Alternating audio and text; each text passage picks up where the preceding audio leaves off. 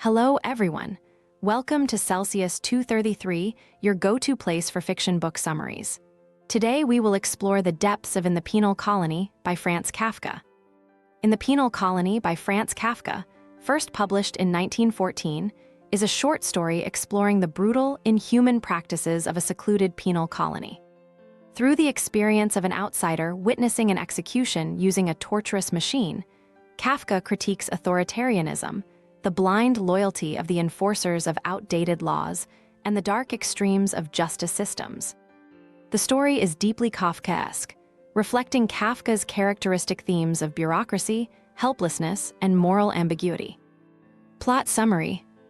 In a secluded penal colony, a traveler arrives at the invitation of the commandant, who has arranged for him to observe an execution. As he enters a barren valley enclosed by steep walls, he encounters the officer, a man deeply devoted to his role as executor of the commandant's law.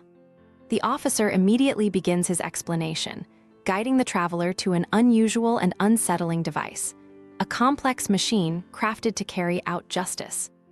This apparatus, as the officer calls it with reverence, is designed to inscribe the law that the condemned has broken directly onto his flesh, embedding the crime into the body in a process that is both prolonged and excruciating. As the officer describes the machine in almost loving detail, the traveler watches the condemned man, bound and shackled beside him. The man appears dazed and compliant, bearing an air of vacant resignation that hints at his understanding, or lack of it, of his fate. The officer's enthusiasm is unwavering as he details the machine's three primary parts: the bed, where the condemned lies, the inscriber, which etches the sentence, and the harrow, which methodically carves each stroke into the body. The officer proudly elaborates on the previous commandant's brilliance in designing this apparatus, a masterpiece in his eyes, and reveals that the device requires 12 hours to complete its work, allowing the condemned to gradually understand his guilt through physical agony. Intrigued yet disturbed, the traveler inquires further, learning that the condemned often have no knowledge of their alleged crimes. There are no trials, no defense. The officer alone judges and sentences, with guilt assumed from the outset. Today's condemned, a lowly servant, has been sentenced for failing to salute his captain on the hour, a trivial offense to the traveler's mind, but the officer dismisses his concerns. Justice, he asserts, lies in the experience the machine provides, in the visceral revelation of guilt during those agonizing hours on the bed. The condemned man, observing the interaction, seems to sense a potential ally in the traveler and repeatedly glances toward him. The officer is too absorbed in his fervent lecture to notice these silent pleas, as he busily demonstrates the machine's parts, adjusting gears and tightening screws, fully focused on ensuring the flawless execution he envisions. When he gestures for the traveler to inspect the fine needles of the harrow, the condemned man follows suit, craning his neck, his curiosity momentarily overriding his resignation. The officer quickly scolds him back into place, treating him with the same detached authority he extends to the machine itself, whose faults and repairs seem, to him, more significant than the condemned's life.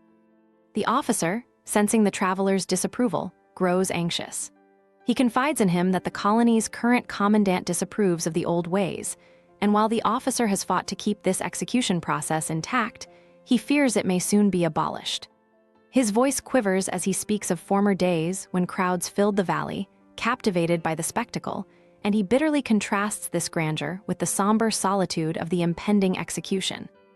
Although his loyalty to the old commandant's legacy is unshakable, he realizes that he stands alone in defending it, his followers having long since faded or turned against him. Desperate, the officer pleads with the traveler to support his cause, convinced that an endorsement from a respected outsider could sway the commandant. But the traveler remains unyielding, disturbed by the machine and the cold efficiency with which it metes out punishment. With a simple no, he seals his decision, rejecting any role in advocating for this brutal system. He speaks honestly of his unease, acknowledging that while he will inform the commandant of his observations, he has no intention of upholding such a merciless tradition. Realizing the finality of the traveler's words, the officer turns to the machine with newfound purpose. In a swift, silent ritual, he releases the condemned man, dismissing him and the soldier from the apparatus. The condemned, bewildered but wary, steps back, watching in astonishment as the officer begins stripping off his own uniform, removing each piece with a reverent finality. The officer's transformation from enforcer to condemned is seamless and determined. Naked, he assumes the position on the bed, lying face down with stoic composure. His eyes calm, fixed on some unseen point of honor as he straps himself in, now the sole subject of his beloved machine. The traveler, alongside the condemned man and the soldier, stands as witness. The officer activates the machine himself, setting the inscriber into motion. But something has changed. The apparatus, worn and in disrepair, fails to perform as it once did. Rather than delicately inscribing, the needles plunge violently into his flesh, tearing and stabbing rather than etching the sentence that should have unfolded over hours. The bed shudders, malfunctioning, and soon the inscriber begins to collapse as gears and parts spill from it, clanking to the ground. The officer's face shows none of the enlightenment he spoke of, only silent pain, his body slumped and impaled by the malfunctioning machine. The traveler, horrified, steps forward, feeling a strange duty to save the officer's body from further defilement.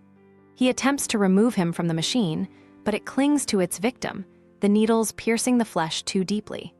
Even as the harrow finally falls silent, the officer's corpse remains ensnared, a tragic testament to the machine's utter failure to grant the meaning it once promised.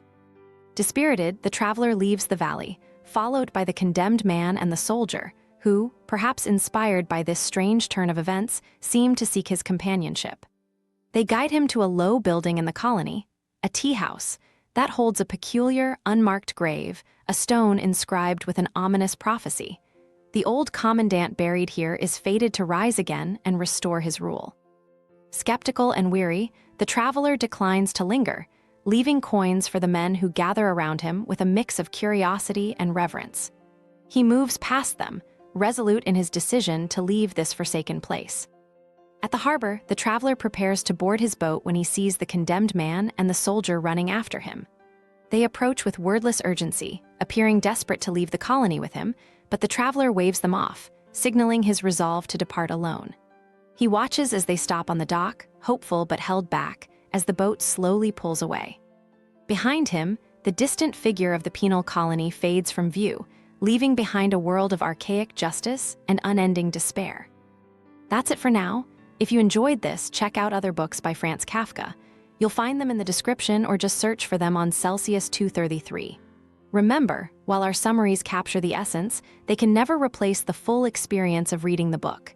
If this summary intrigued you, consider diving into the complete story, buy the book, and immerse yourself in Franz Kafka's original work. Bye-bye, take care, have fun.